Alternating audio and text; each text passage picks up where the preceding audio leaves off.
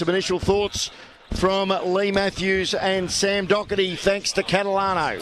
Continuation, Sam, wasn't it, really? I mean, the Eagles had a sniff every now and again, but it's a 53-point win. I mean, their last 5-6 weeks has just been outstanding. Yeah, and they're playing... Getting better. It's funny that they're actually kind of playing back to sort of 20... In some aspects, they're playing back to their kind of 2023 form in terms of dominance around contest and clearance and defending really well off the back of it and buying into defence. And you can kind of see that the adjustment that they've made is their ball movement really, really complements their game. Whether it's off turnover, getting the ball back in the corridor, or in the back half, they're just using the ball really well in terms of kick mark. Their whole game's complementing itself at the moment, which is seeing really good results off the back of it. And there's reasons, and this is not just the Carlton fan in me, there's actually reasons to believe that this group could take something this year. Yep. With the way they're playing right now, they're probably playing as dominant footy in the league as there is at the moment. Well, in the last few years, they've played some really good footy and been really as good as anyone at different patches there. And they've got a half a dozen new players that sort of weren't part of that. But I thought it was interesting. I mean, they've won their last 5 this week, no changes. And Hollands and Williams were in the emergencies. That always means you're not in bad shape. Yeah. Like, in other words, the players that are out there that we don't, that may be a little bit new to the Carlton team, are certainly more than doing the job. But ultimately, the role players are all playing their role really well, whether that's some of the guys that have been brought in from other clubs about stepping up in terms of Ainsworth and Haywood. You've got Billy Wilson coming in and playing a really important role. You've got Taylor Byrne and Jack Ison in the forward half putting on pressure and playing their role. It's a sign of a group that's humming and everyone's sort of on the same page about what they're supposed to be doing. And the fact that Josh Fraser can sit there and go with an unchanged lineup off the back of how turbulent this year has been is showing probably the stability that's in the group right now in the way they're playing. And we've always thought they're so dependent on Wiedering as their big defender, but Wiedering's been out. Yeah. And Dean and Dirksen have actually been more than doing the job as big defenders, which that's a good thing for the future, isn't it? And there's a couple of old heads down there, Nick Newman and Nick Haynes, that they're kind of they're piecing it, they're gluing it all together in terms of the communication and the setup, and it's allowing those guys to play their role to a really high level. And obviously behind the scenes there's more to what we know, but in terms of exactly what they're supposed to do, they're in sync with each other, they're getting help with each other. And I highlighted the spoiler in the last quarter in terms of how many people got around that. That's a small sign into seeing what teams value, and we're seeing with Carlton, we're seeing more high fives and celebrations off defensive acts than there are the goal kickers. Harry Mackay kicks a goal down here, and 16 of the players are down with Matt Cottrell in the back pocket. So it's a good sign for the footy club. It's a good sign that they're valuing the right stuff and they're playing great footy off the back of it. So how far can they go? If we have a quick look at the Blues draw before Leigh departs today, they'll be prohibitive favourites to beat Richmond next Saturday night at the MCG, which would square the ledger. They'd then be 8-8. It'll be their 7th win in a row. And then after that, their last 7 games, Hawthorn and Collingwood, both at the MCG, and then they finish with 5 on the bounce here at Marvel Stadium. In order, Gold Coast, Brisbane, St Kilda, the Bulldogs and Fremantle. So wildcard is definitely on, isn't it? Absolutely. And there's 3 legitimately tough games in that. And if you go on aspirates of premiership, you go Hawthorn, Freo and Brisbane. They're 3 that if you're going to get there, you got to beat them anyway. So don't get me wrong. You got to fancy yourself in those. But the rest of those games that at one stage looked like we at Carlton were going to be nowhere near it. Yeah. It now become winnable games for them. Like the Dogs, St Kilda, Collingwood. They're 3 teams that you're seeing in the same sort of frame as what Carlton are at the moment. Right now, forget about. I mean, the win-loss ratio obviously blew out at the beginning, but where they are right now and just how they're playing, they look as capable of beating the teams right up the top of the ladders as like they're a long way better than sort of being what are they 9th, 10th, 11th, 12th, something like that. But their current form is much better than that. Thanks for your time, Ollie. Now 6 in a row is a pretty special feeling around the club at the minute. Yeah, it is. I think it's sort of a testament to the boys and what our preparation throughout the week and the amount of work we've done to sort of get to this point. Hopefully it's not going to stop now. We're going to keep sort of pushing forward, and tonight was a good win. Strategically, there was a lot of uncontested possession out there. Was that what the game gave you, or did you go in with a plan to have a bit more of the ball and control it like that? Because the first half particularly, I think the differential was the best in a decade for the Blues. Yeah, well, I didn't... That's interesting. I think sort of we we let the game come to us, but we had to make sure that our defensive efforts and our sort of team structure and team first mentality was first and foremost. And I guess sort of that allows us to be able to zap their energy and move the ball like we wanted to, which was pleasing. The inside 50 tackles were really impressive. The pressure all around the ground. What does that do for you? Just when that part of the game is working, it must just free you up. Oh, it's everything. When our forwards are getting after their defenders, it allows us, defenders to play assertive and come off and help. And they did an incredible job tonight. Also, finishing their work was really pleasing, and they deserve the credit. All right, tell us about the little pocket rocket Taylor Byrne, because he's really taken every opportunity before him now. Yeah, he's such a great kid.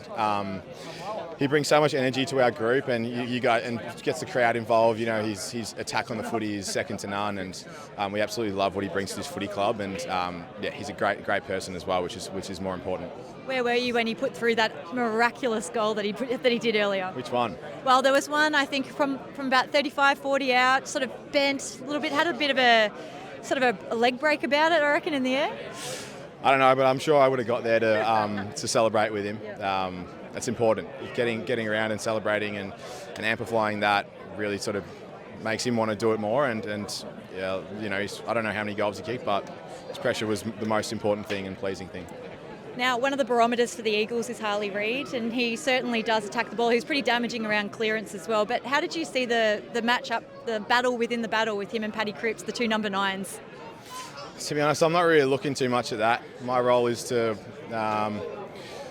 assess who's spitting forward and not get too locked on what's going inside. But saw him a bit. He looked like he had a good game, but so did Paddy, and it's great to see them both go at it. Absolutely. Billy Wilson's been a huge addition as well. Can you tell me a bit about him and the energy he's brought? Yeah, he's great, another one of our young boys. He's a great kid. Brings so much pace and flair to our back line. Just got sort of speed to burn, and I'm sure he definitely did that tonight, and he's got his long hair tied up as well, which goes all right. He loves that, so yeah. You've had a really unique experience getting to this club, getting through the sort of rough start to the year, and now it's all turning. What have you made of it all? Because if you had time to sort of sit back and reflect a little bit. Yeah, I think I've had a great time. Even in the hardest moments, I think you sort of build your character, how you sort of stand up for yourself and not take no for an answer. And I think as a whole collective, like we were, the results didn't sort of show our energy and what we brought to the club every day. And I'm actually really not surprised we're in this position right now, because we've put so much work in and just held strong to our values as a football club, even in these really tough times. So, yeah. If you rewind, I suppose it was that Brisbane game after half-time. Do you sort of pinpoint back there something changed, or was it just when things started to click for you guys a little bit better? I think week to week we were sort of building on a slight thing each week, early in the season as well. But we weren't doing it for 4 quarters, and it was really costing us. But I think it started to, I guess, click in that Brisbane game. Got a lot of confidence, going into the second half of the year. But I'm just excited to be a part of the group and continue to play and have fun. You're now hovering around the wildcard spot. Now, we wouldn't have thought this was possible about 6 weeks ago, but I know that there's been chat about meetings with leadership group about whether or not you want to push forward and make that wildcard. Are you involved at all in any of those discussions? And what do you make of having to have that chat? Because it should be, I suppose fans are like, just go for it. Yeah, absolutely. I think I wouldn't be, playing right now if I didn't think, that's our goal. We want to win a premiership ultimately, and I think just taking it step by step each week has been really good. But we've got such good belief in this group, and I think that's a big thing that Fraser's come in and done, is just not getting too far ahead of ourselves. We don't deserve to win games; we have to earn the right to. So that's been a big theme. Your 200th next week, a massive milestone. Congratulations on that. Have you had time to think back about it at all and the journey that you've been on? Because it's been a wonderful one. Yeah, it's been amazing. I actually haven't, but I'll make a conscious effort to this week. Maybe sit at a cafe by myself and just soak it all in. But It's been I remember Brett Kirk saying to me when I first got drafted, like, it would go quick, and I sort of just said, piss off your old fart. But it's been such a fun journey. I've learned so much, so many life lessons as a person, more importantly, and I think being a footballer comes second. And I'm just really enjoying, I guess, bringing my learnings from the Swans to Carlton and trying to instill some of those behaviours. And you've pipped your good buddy Will Hayward. He's missed a game, I think, so now you're a game ahead of him. That's pretty satisfying. No, it's actually not. I'm actually pissed off with him. Sorry, I won't excuse the language, but I'm actually really annoyed with him. It was a silly free kick that he sort of get the arm, but I've absolutely loved being in parallel with Will in our careers, and he's my best mate, and I'm just so pumped that we can. I guess we'll have to do a little joint celebration thing together, but yeah. Absolutely. Now Richmond next week, another big challenge. I think you've got a couple of Saturday nights coming up as well. This is a pretty important time of the season to keep getting these wins going and the momentum. Yeah, absolutely. I want to win next week for sure. We played them earlier in the year and it was a really close game, and I think we've grown a lot. But again, we have to earn the right to win and perform and bring our pressure. And yeah, it's going to be really exciting. Congratulations on the win tonight and the other 5 before it. This is 6 in a row. Congratulations. Thank you so much. And Josh Fraser continues to say that he doesn't think he's the man and doesn't think he's ready. He's playing it beautifully. Do you take much notice of that? No. That may why he thinks this in the middle of June. But the critical thing is, what's he going to be thinking in a couple of months' time in the middle of August? So yeah, to be not interested in the senior role is absolutely fine for the time being, I reckon. But it doesn't really matter what you think right now. It's a matter of what you may actually think or be part. But he certainly advanced his cause. I'm sort of a little bit not cynical, the word, but what happens under the interim coach, because there's always an element in this game that you change coaches. It's not a better coach, but there's a new coach. The fact you're new, individual players do have a much more honest self-reflection. Okay, where the coach is gone, it can't be all his fault. So we've got to really look at ourselves. You get the slight reposition and selection. You get a couple of specific game plan changes maybe, but the main thing is get a fresh start. I mean, in a footy club, the change of position that gives you a fresh start, and it's the only position really, is the senior coach. Yeah, it's easy. It's easy at this sort of time, isn't it, to drink the Kool-Aid, for want of a better term, it's a sort of heady, perfumed, we all love Josh Fraser sort of era.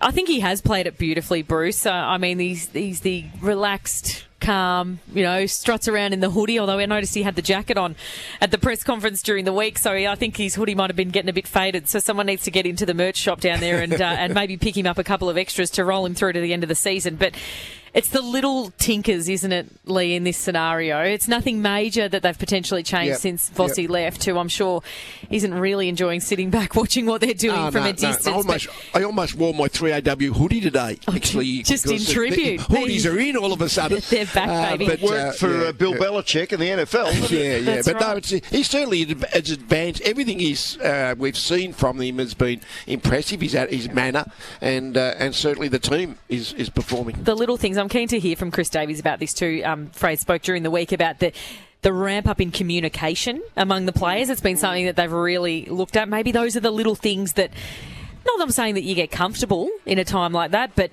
things start to slip a little bit. You're starting to lose games. Things fall away naturally. And every player, whether they're conscious of it or not, there becomes a little bit of self-preservation, doesn't there, Leigh, when the season is starting to slip away and the jungle drums start beating about Vossi in that scenario. They're the little things that they can pick back up again and now get the results. We'll ask Chris Davies when he's online with us in just a moment or two. Shortly going to join Jackie Reid down on the boundary for Barry Plant Real Estate in safe hands. Leigh, do you believe Josh Fraser when he says he doesn't want the job? Well, he might. No, I wouldn't be so cynical to say he doesn't think that at the moment. But I don't think what he thinks now, a month into the interim coach role, matters. What matters is eventually when they get to the stage of talking to people and deciding. I don't know whether. Well, we'll ask Chris Davies. But I don't know whether they. I don't think they want to appoint a coach necessarily before September, do they? So at the end, whatever's the end of the season, that's probably when they appoint a new coach, and that's probably when Josh Fraser has to say, "Well, if you give me the job, I'm prepared to do it," or not. Well, you look at their fixture, heavy favourites today to beat the West Coast Eagles, as they should be, here at Marvel Stadium. They've won their past 6 against West Coast by an average of 68 points, and West Coast record here at Marvel Stadium is simply horrendous. They've lost their last 10 here under the roof at Marvel, 7 of them by at least 50 points. After today, Carlton then play Richmond at the MCG next Saturday night, so we're fully expecting the Blues to have won 7 in a row in not in a fortnight's time, in 7 days' time. Gets a little harder after that, though. Next week starts a trio of Saturday night games at the MCG. After the Tigers, they play the Hawks and then the Magpies. And I think their final 5 games are all here at Marvel Stadium after that. So it really is all set up for a fairy tale run, and does have some of those 2023 feels to it as well. Could happen. It's crazy to think, isn't it? I mean, they're 2 games off being even.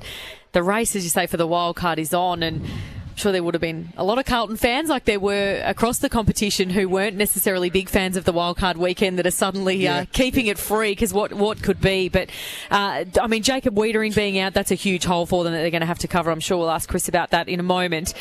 Wade Dirksen, though, I mean, he's been one of the stories of the off-season, landing his spot at Carlton. It's a great opportunity for him, you would imagine, to stamp his authority. They've probably got the freedom a little bit to try some of these things and see if it comes off, because that 10th spot could be there for the taking. When you think of it, I mean, if you go back to 23, so the last 3.5 seasons, they've been really good in patches. And they've been pretty poor in other patches. So you've got to say, over the last 3 or 4 years, there's been a lot of difference between their best and their worst. That's been, you'd say, a hallmark of the Carlton team. Have you noticed any major changes in the way they've actually played over the last month and a bit? Is there anything that's really jumped off the page? I do want to ask Chris, when he's online, what's the singles biggest thing that's been better about the Carlton Football Club in the last month and a half from inside the 4 walls? Whether he answers that truthfully or not, I don't know. But is there anything externally that you've thought, they're doing that differently, and that's why they're now winning games, as opposed to putting up a good half and then capitulating? They're playing better as a group, and that often happens because your best players are playing at their best. Like Cripps is back to his best the last few weeks, and Walsh and young Jagger Smith have sort of come through, and so all of a sudden their best players are playing well. And I'm trying to think, they beat Geelong. Geelong was probably their best game, wasn't it? The best win. So they've been good, but they've been very good in this last period of time. Not this year so much, but in the last few years.